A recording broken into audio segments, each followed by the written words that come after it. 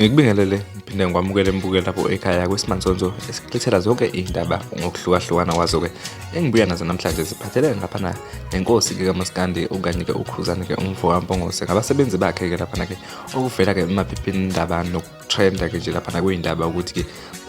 bexoshwe yona ke inkampani yakhe ke iIGP njengoba ke belulwa uyena lapha ke uBishop wayo lapha iMK. Bathi ke labasebenzi ke ngempela ke sebebuyiseliwe ke emsebenzini yabo njengoba ke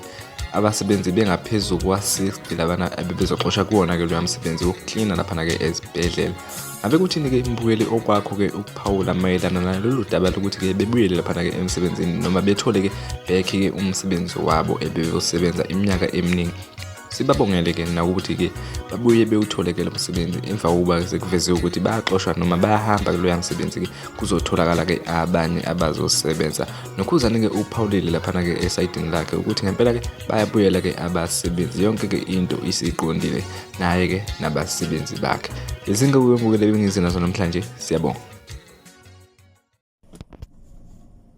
Iseveri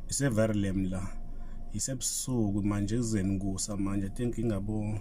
2 lo mama njalo uyaqhamuka njalo uIndia lo mama athi ngimzulu njalo uyaqhamuka kodwa kade washona lo mama angazi noma izovela yini uke waqhamuka wadlula weza ngala ngavala ifoni cause seflathele manje ngicimile ngiyonile ifoni uzophela yabo phelela esikhaleni wasephelela esikhaleni yabo lapha udonga lonke la ndawo udonga but vela phelela esikhaleni angazi la wayephelela khona lapha